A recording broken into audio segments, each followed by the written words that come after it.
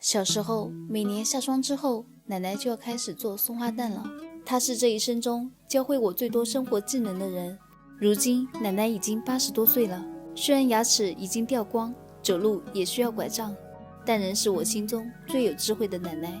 我很庆幸，我还有机会可以学着她曾经的样子，亲手做一份松花蛋给她吃。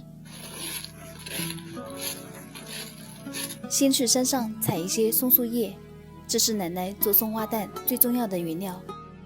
奶奶说，只有用松叶做的松花蛋才是最香的。朋友们，你们吃过松叶做的松花蛋吗？如果没吃过，可以停下来仔细看完这个视频。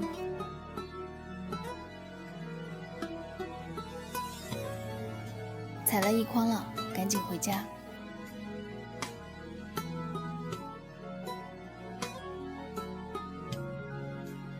采回家的松树叶不用晒干，直接将新鲜的松树叶烧成灰。奶奶说，这样才能最大程度地保留松叶的清香味。把烧好的松叶灰装入盆中，再到灶台取一些地灰，再加入石灰粉、小苏打，还有适量的食盐，再倒入煮饭时烧开的米汤，然后把它们充分的搅拌均匀，再放入洗干净的鸭蛋，把鸭蛋均匀地裹上一层泥灰，再放入提前准备好的草盆中，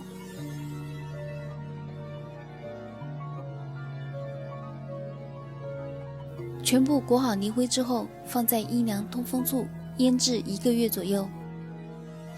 1个月后，我们再来看一下。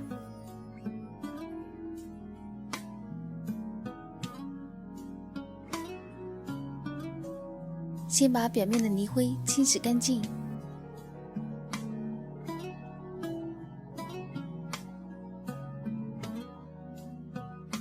看着很不错，隔着蛋壳我都闻到了香味。赶紧剥2个给爷爷奶奶尝一下。大家看一下，是不是非常成功？第1个一定要给奶奶先吃，可爱的奶奶还特意戴上了假牙。再来给爷爷尝一个。松花蛋在我们老家也叫皮蛋，你们那叫什么呢？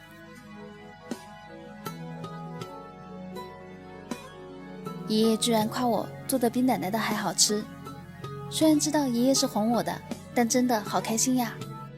这样做的松花蛋口感酥嫩，馨香四溢，喜欢的朋友赶紧收藏起来，你也试试吧。做法简单，一看就会。学会的朋友记得转发分享出去，让更多的人知道。喜欢我的视频，您就点赞、关注、转发哦！谢谢大家，我是爱分享的米奇，我们下个视频见。